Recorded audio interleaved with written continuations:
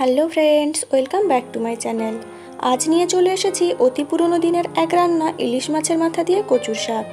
প্রায় প্রত্যেক বাঙালি বাড়িতেই এই সময় ইলিশ মাছের মাথা দিয়ে কচুর শাক হয়ে থাকে। তার জন্য প্রথমেই কয়েকটি ইলিশ মাছের মাথা নিয়েছি। সেগুলোকে লবণ ও হলুদ গুঁড়ো দিয়ে খুব ভালো করে মাখিয়ে কিছুক্ষণের জন্য রেস্টে রেখে দেব। এরপর নিয়েছি কচুর শাক। এই কচুর শাকগুলোকে আমি আগেই একটি শুকনো কাপড় দিয়ে ঘষে ঘষে ময়লাগুলো পরিষ্কার করে নিয়েছি। এখন এই শাকগুলোর আঁশ ছাড়িয়ে এইভাবে কেটে নিতে হবে। আমি এখানে হাতে গ্লাভস ব্যবহার করেছি।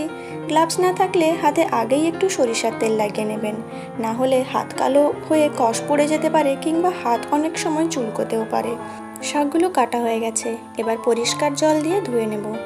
শাকগুলো ধুয়ে জল ঝরিয়ে নিয়ে কড়াইতে সামান্য পরিমাণ জল গরম করে কচুর শাকগুলো ঢাকা দিয়ে 5 মিনিটের জন্য সেদ্ধ করে নিতে হবে। দেখুন, শাকগুলো সেদ্ধ হয়ে যাওয়ার পর অনেকটাই কমে গেছে। এবার সামান্য পরিমাণ লবণ দিয়ে আরও 3 থেকে 4 মিনিট সেদ্ধ করে নিতে হবে। শাকগুলো খুব সুন্দরভাবে সেদ্ধ হয়ে গেছে। এবার আমি একটি ছিদ্রযুক্ত গামলায় নামিয়ে শাকগুলো থেকে খুব ভালো করে জল ঝরিয়ে নেব।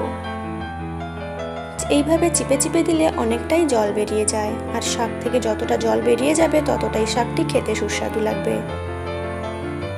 এবার কড়াইতে তেল দিয়ে তেল খুব ভালো মতো গরম হলেই মাছ ভেজে নেব। মাছগুলোতে আমি আগেই লবণ হলুদ মাখিয়ে রেখেছিলাম। উল্টে পাল্টে মাছগুলোকে লাল লাল করে ভেজে নিতে হবে। মাছগুলোর এক পিঠ হয়ে গেলে অপর পিঠ উল্টে তুলে নেব। এখন সেই একই তেলে দিয়ে দিচ্ছি অল্প পরিমাণ কালো জিরে, 2টো শুকনো লঙ্কা, একটি তেজপাতা ও সামান্য 5 ফোড়ন। এরপর একে একে দিয়ে দিচ্ছি 2টো মাঝারি মাপের পেঁয়াজ বাটা, 1 চা চামচ রসুন বাটা ও 1 চা চামচ জিরে বাটা দিয়ে দিয়েছি। মশলার সঙ্গে খুব ভালো করে মিশিয়ে নিতে হবে। এই জিরে বাটার জন্য তরকারি থেকে খুব সুন্দর সুগন্ধও বেরাবে। এরপর দিয়ে দিচ্ছি 1 চা চামচ লঙ্কার গুঁড়ো এবং 1/2 চা চামচ হলুদ গুঁড়ো।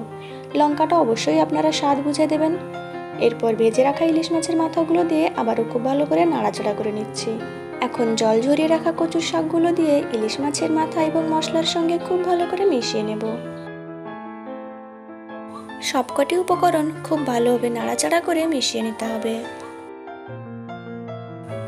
4 থেকে 5 মিনিট ধরে মশলার সঙ্গে কচুর শাকগুলোকে খুব ভালো করে মিশিয়ে নিয়েছি।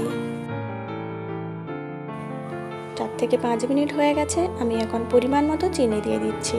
চিনিটা আপনারা স্বাদ বুঝে অবশ্যই দেবেন। রান্না আমার প্রায় হয়ে গেছে। এবার এক থালা ভাত এই কচুর শাক দিয়ে কিভাবে উড়ে যাবে তা আপনি বুঝতেও পারবেন না। আজ এই পর্যন্ত। আপনাদের সঙ্গে দেখা হবে আবার নতুন কোনো রেসিপি নিয়ে। ভালো থাকবেন সকলে। টাটা।